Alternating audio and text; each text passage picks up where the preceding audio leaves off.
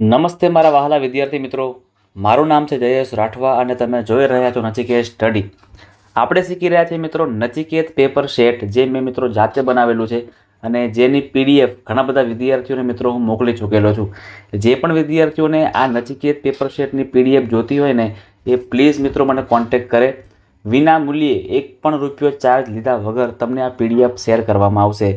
મિત્રો એટલા બધા આઈએમપી દાખલાઓ તમને આમાં આપેલા છે ને કે તમે જો આટલું જ કરશો ને તો પણ તમારા મિત્રો બોર્ડમાં પૂરામાંથી પૂરા માર્ક્સ આવવાની સંભાવના ઘણી બધી વધી જશે. કારણ કે આપણે અહીંયા તમામ રીતના દાખલાઓ મૂકેલા છે અને એવી રીતે સાયન્સમાં પણ આપણે તમામ એવા ક્વેશ્ચન રાખેલા છે કે જે ઇમ્પોર્ટન્ટ હોય, જે એક્ઝામ માટે મહત્ત્વપૂર્ણ હોય. તો મિત્રો આપણે તમને પીડીએફ પણ શેર કરવાના છે અને આપણે આનું ટોટલી મિત્રો સોલ્યુશન પણ કરાવવાના છે, જે તમે જોઈ શકો છો એવી રીતે.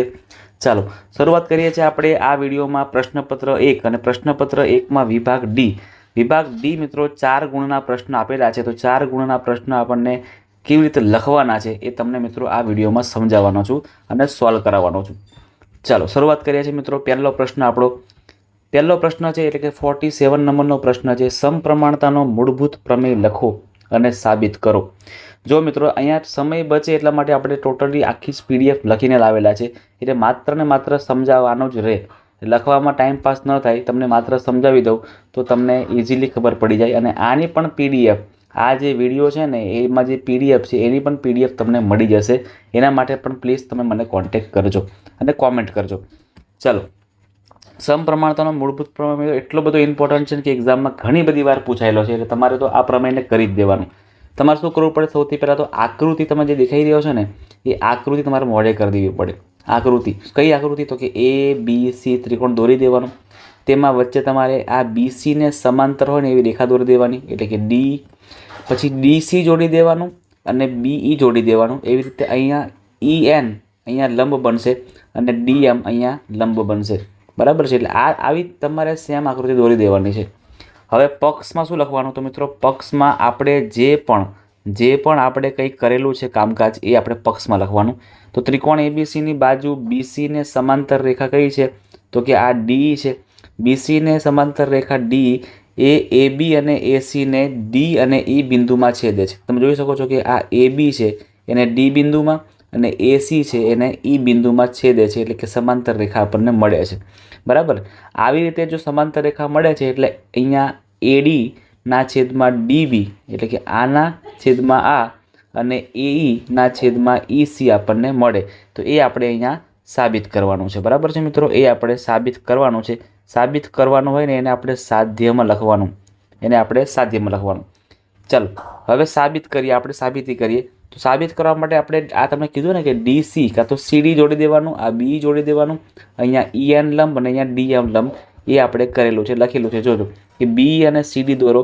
DM એ AC પર લંબ છે અને EN એ AB પર લંબ છે. ત્યાર પછી આપણે આમાં ત્રિકોણનું કામ કરીએ છીએ, એટલે તમારે ત્રિકોણનું ક્ષેત્રફળ શોધવાનું સૂત્ર શું છે લખવાનું છે.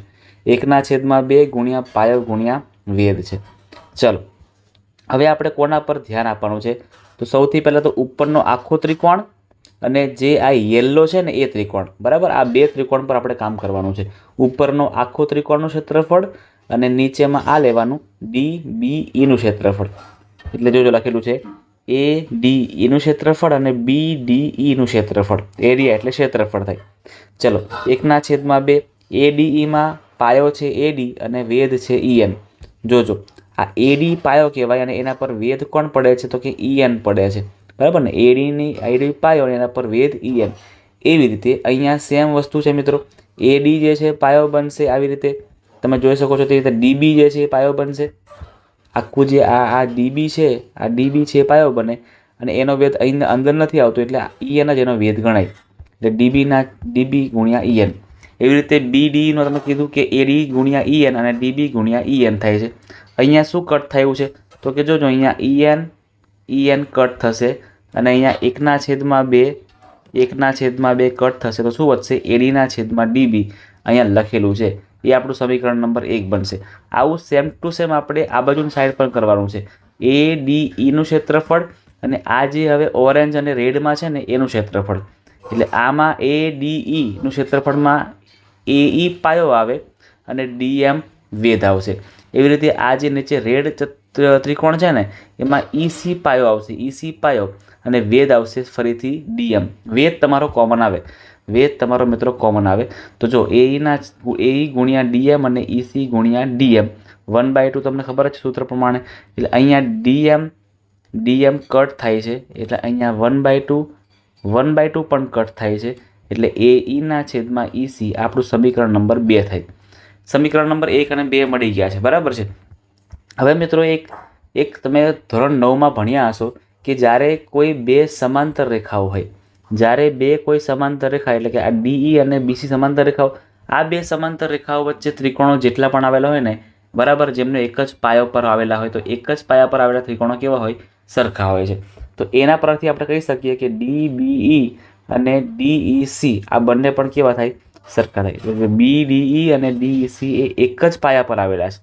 આ શબ્દ, આ વાક્ય તમારે ખાસ લખવું પડે કે એક જ પાયા પર આવેલા હોવાથી BC સમાંતર છે D એ BA વચ્ચે આવેલા ત્રિકોણો છે. એનો મતલબ કે આ બંને ત્રિકોણો કેવા છે? સરખા છે, જેને આપણે સમીકરણ નંબર 3 કહી દીધું. હવે સમીકરણ 1, 2 અને 3 પરથી આપણે કહી શકીએ છીએ કે ભાઈ AD છેદમાં DB આવે અને AE છેદમાં EC આવે. એટલે કે આ સમીકરણ નંબર 1 અને પછી 2 આ બંને પણ કેવા થાય છે? સરખા થાય છે. અહીંયા લખીને બતાવેલું છે ને મિત્રો. કેટલો સિમ્પલ પ્રમેય છે. તમે એકવાર 2 વાર પ્રેક્ટિસ કરો તો તમને જાતે જ આવડી જાય. તમારે વધારે માથાકૂટ કરવાની જરૂર જ ના પડે એવું છે. અને તમારે આને કરવું જ પડશે, કેમ કે આ મિત્રો બહુ જ ઇમ્પોર્ટન્ટ છે, વધારેમાં વધારે ઇમ્પોર્ટન્ટ છે. ચાલો, ત્યાર પછી પણ એક સાબિતી તમને કરવાની છે. તમને ચેપ્ટર નંબર 6માંથી 2 ક્વેશ્ચન પૂછાવાના છે, 4 માર્ક્સના. એટલે તમે આમાંથી મિત્રો એક સ્કીપ કરશો તો પણ ચાલશે. એટલે હું તમને સલાહ એ જ આપું છું કે તમારે સમપ્રમાણતાનો પ્રમેય મોડે કરી દેવાનો અને થેલ્સનો પ્રમેય મોડે કરી દેવાનો. આ બંનેમાંથી કોઈ એક તો એક્ઝામમાં આવશે જ, અને બીજો કોઈક મિત્રો આવી રીતે અલગથી પ્રમેય કાં તો સાબિત કરવાનો આવશે. તો તમને જો આવું ના ફાવે તો પછી ખોટા એમાં દિમાગ લગાડતા નહીં. આ તો તમને મારે અત્યારે સમજાવવું પડે છે, એટલા માટે તમને સમજાવું છું. બાકી તમે બંને જ ક્વેશ્ચન લખજો એવું મારું જરાય નથી કહેવાનું. કારણ કે આમાં તમને વિભાગ Dમાં કુલ 7 પ્રશ્ન પૂછાવાના છે અને 7માંથી આપણે 5 લખવાના છે. એટલે કોઈ પણ 2 તો આપણે આમાં છોડવાના જ છે. તો એક દાખલો આપણે આ છોડી કાઢીશું, બરાબર. ચેપ્ટર નંબર 6માંથી આપણે એક સાબિત કરવાનું પૂછાશે, એ આપણે છોડી દેવાનું. ક્લિયર છે? ચાલો, અહીંયા આપણે આને સાબિત કરીએ. લખીએ કે ત્રિકોણ ABC અને ત્રિકોણ XYZ એકરૂપ છે.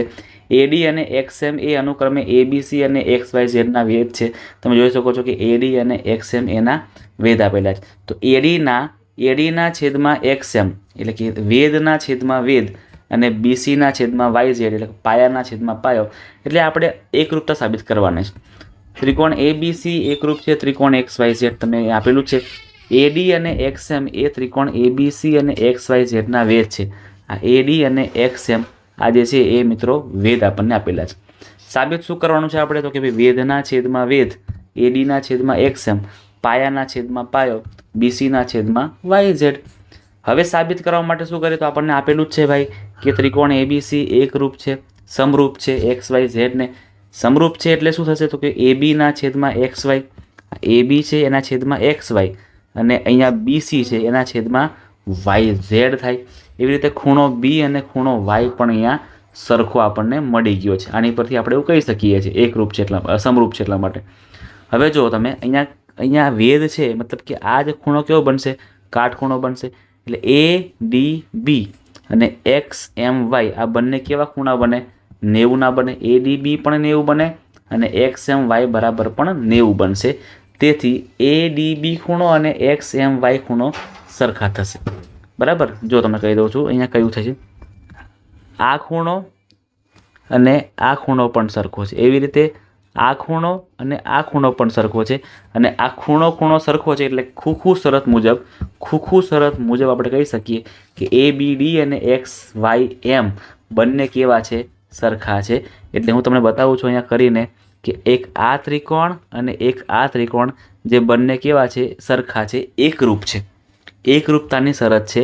અને એના પરથી આપણે કહી શકશું કે ભાઈ AD છેદમાં XM થાય, એવી રીતે BC છેદમાં YZ થાય, બરાબર છે મિત્રો. તો એવી રીતે સાબિત થઈ જાય છે કે AD છેદમાં XM અને BC છેદમાં YZ ખૂબ સિમ્પલ છે આ પણ. આ તમે એકવાર પ્રેક્ટિસ કરો તો આ પણ તમને આવડી જાય.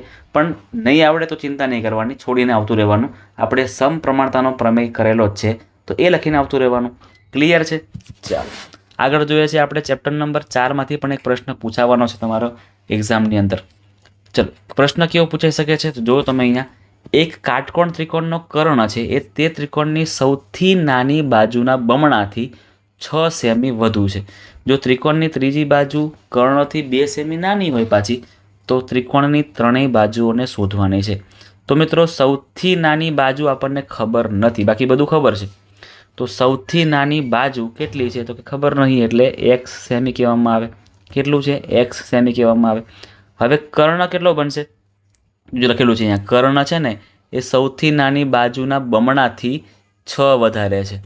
તો સૌથી નાની બાજુ x, એના બમણા એટલે ડબલ કરવા પડે, +6 વધારાના છે એટલે કે 2x + 6 આપણું કર્ણ બને. અને ત્રીજી બાજુ કર્ણથી 2 સેમી નાની, તો કર્ણ આપણો 2x + 6 અને એના કરતાં 2 ઓછા કરો એટલે આપણને ત્રીજી બાજુ મળી જાય. તો 2x + 6 - 2, 6માંથી 2 જાય તો 4 વધે એટલે 2x + 4. તો આ જે પણ મેં હાઇલાઇટ કર્યું છે એ ત્રિકોણની 3 બાજુ છે. આપણને કર્ણ મળી ગયો, આપણને નાની બાજુ મળી ગઈ, અને આપણને બીજી એક મોટી બાજુ છે એ પણ મળી ગઈ. કાટકોણ ત્રિકોણ છે એટલે ફરજિયાત આપણે પાયથાગોરસનો પ્રમેયનો ઉપયોગ કરીએ છીએ. બધાય જાણો છો પાયથાગોરસનો પ્રમેયને. શું છે એ કર્ણ શું કહે છે, પ્રમેય શું કહે છે? કર્ણનો વર્ગ બરાબર પાયાનો સ્ક્વેર પ્લસ વેધનો સ્ક્વેર. કર્ણ છે આપણો 2x + 6 એનો સ્ક્વેર, પાયો છે આપણો x નો સ્ક્વેર, અને વેધ છે 2x + 4નો સ્ક્વેર. અહીંયા 2નો x નો સ્ક્વેર 4x² થાય, +6 2 12 2 24 એટલે 24x + 6નો સ્ક્વેર 36. અહીંયા પણ x², પછી તમે લોકો આનું સોલ્વ કરો એટલે 4x² + 16x + 16 થઈ જાય છે. એ તમને હવે મિત્રો આવડતું હશે. 4x² 4x² કેન્સલ થાય તો અહીં 24x વધશે, 36 વધશે, બરાબરની આ બાજુ x² વધશે, 16x છે એ વધશે અને 16 વધશે. આ બંને કિંમતને બરાબરની પાછળ જવા દઈએ છીએ આપણે, તો અહીંયા કંઈ નહીં એટલે 0 બચશે.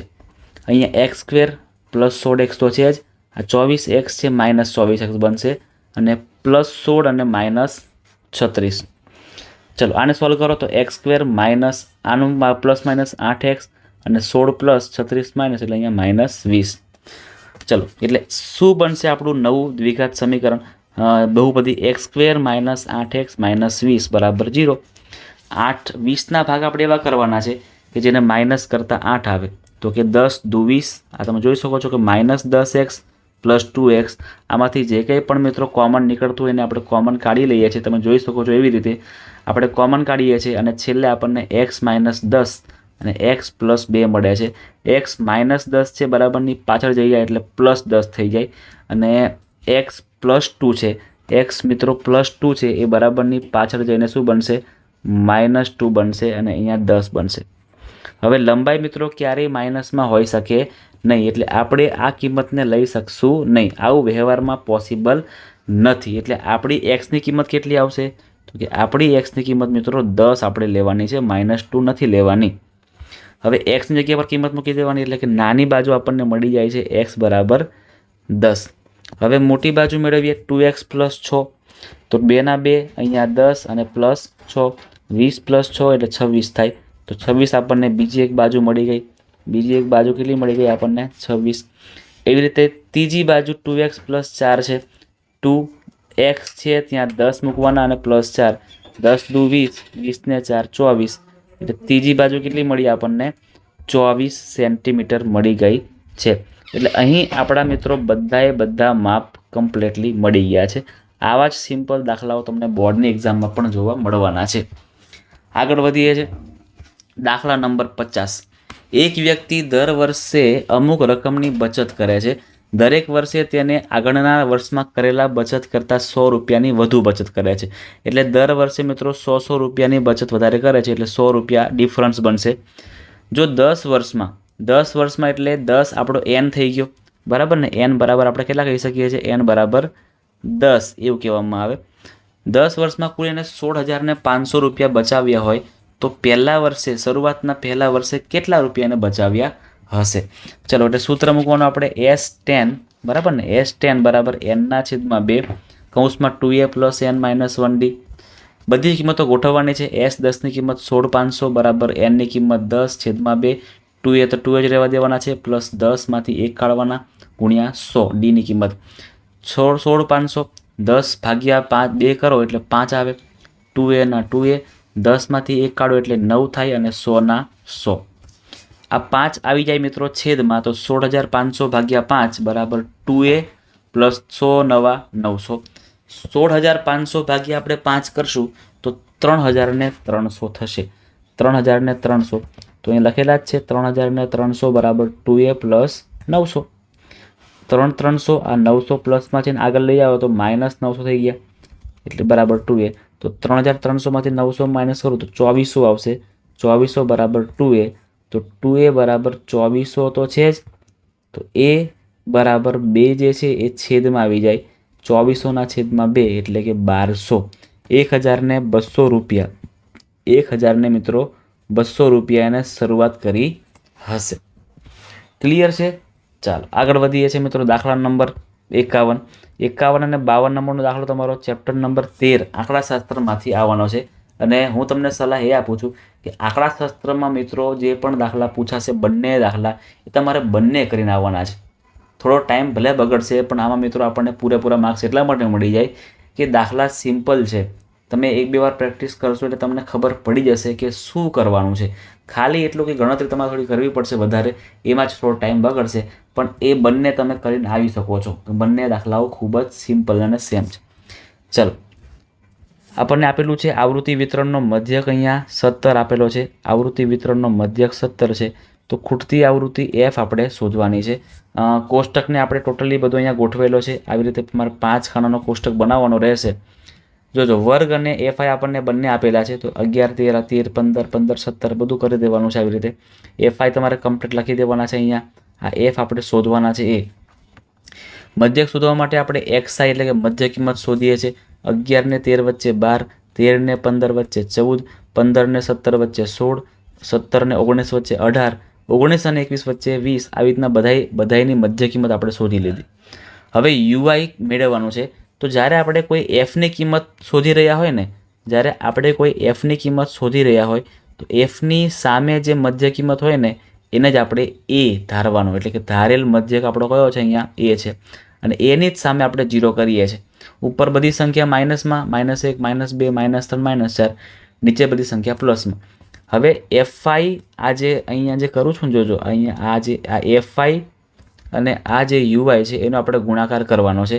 તો fi ની જગ્યાએ 7 છે અને અહીંયા 4 એટલે 7 ચોક 28, 6 - 3 એટલે 18, 13 દુ 26, 9 એકા 9, એવી રીતે 1 એકા 1, 4 દુ 8 થઈ ગયા. બરાબર ને? હવે આ બધી માઇનસવાળી સંખ્યાઓનો પ્લસ કરશું ને તો -81 આવશે, અને આ બંનેનો પ્લસ કરશું ને તો 9 આવશે. એટલે -81 + 9 કરશું એટલે -72 આવશે. આ -72 જે છે એ મિત્રો સિગ્મા fi ui છે. એવી રીતે આપણે fi નો પણ સરવાળો કરવાનો. આ 7 + 6 + 13 + 9 + f + 1 + 4 કરો ને તો 40 + f આપણને સિગ્મા fi મળે છે. બસ બધી વસ્તુ મળી ગઈ છે. હવે સૂત્ર મૂકી દેવાનું આપણે મધ્યકનું. તો મધ્યક બરાબર a + સિગ્મા fi ui છેદમાં સિગ્મા fi ગુણ્યા h થાય. x બારની કિંમત 17 છે, a ની કિંમત 20 મૂકી, સિગ્મા fi ui ની કિંમત -72, એ સિગ્મા fi ની કિંમત 40 + f ગુણ્યા h ની કિંમત 2. h ક્યાંથી લઈ આવ્યો મેં? તો બીજામાંથી પહેલું માઇનસ કરો એટલે 13માંથી 11 માઇનસ કરો તો આપણને h મળી જાય. ચલો હવે આ 20 ને આગળ જવા દઈએ એટલે માઇનસ થઈ જાય. 17 - 20 આ બાજુ 72 ગુણ્યા 2 કરો એટલે 144 થાય માઇનસમાં, છેદમાં 40 + f તો છે જ. 17માંથી 20 કાઢો એટલે -3 આવે અને અહીંયા -144 અને 40 + f છેદમાં. બંને જગ્યાએ માઇનસ કેન્સલ થાય. હવે શું કરી શકીએ આપણે? તો કે ભાઈ આ કિંમતને ઉપર મૂકી શકીએ અને 3ને આપણે નીચે લઈ શકીએ. તો 40 + f બરાબર 144/3. 144 ભાગ 3થી કરો તો 48 થાય.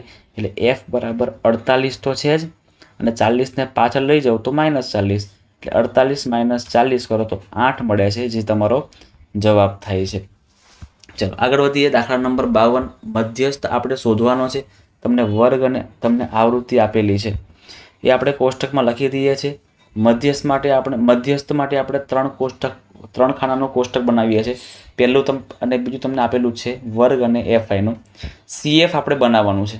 સીએફ શું કરવાનું? તો જો પહેલી સંખ્યા 5ના 5 જવા દેવાના, પછી આ 5માં 8 ઉમેરો એટલે 13 આવે, પછી આ 13માં 20 ઉમેરો એટલે 33 આવે, આ 33માં 15 ઉમેરો એટલે 48 આવે, 48માં 7 ઉમેરો એટલે 55 આવે, અને આ 55માં 5 ઉમેરો એટલે 60 આવે. એટલે એન બરાબર આપણને કેટલા મળી ગયા અહીંયા?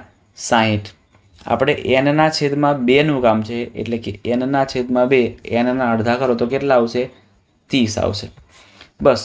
હવે મિત્રો અહીંયા 30 આપણે આવી ગયા ને, એટલે આપણે 30 અહીંયા જોવાના. 30 કઈ જગ્યાએ આવશે? તો કે 30 આ બે સંખ્યાની વચ્ચે આવશે.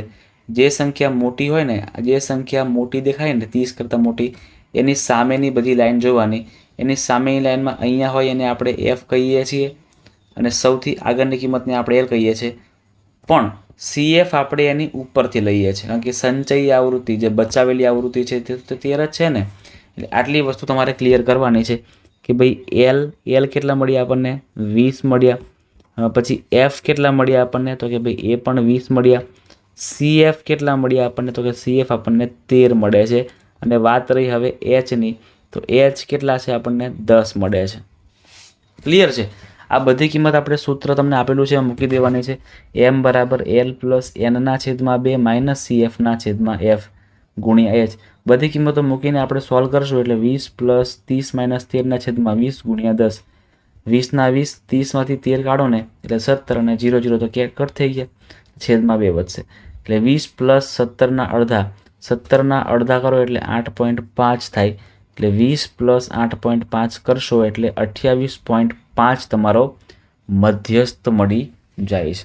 તમારો મિત્રો મધ્યસ્થ અહીં મળી જાય છે. ક્લિયર છે?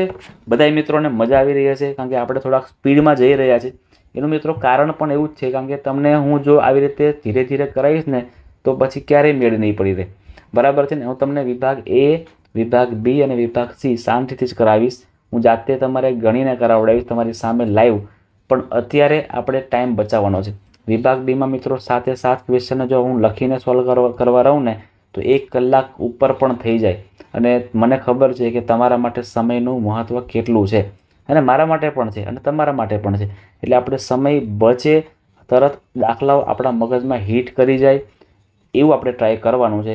અને આ જે પીડીએફ છે એ પણ તમને મળી જ જવાની છે. તમે એકવાર એને જોઈને પણ જાતે પણ તમે જે જગ્યાએ ભૂલ પડે તમે જગ્યાએ જઈને જોઈ શકો છો. ચાલો આગળ આપણે વધીએ છીએ. દાખલા નંબર 53 અને 54 બે બાકી છે. આમાં પણ આપણે મિત્રો બંનેમાંથી એક પ્રશ્ન છોડીને નથી આવવાનો.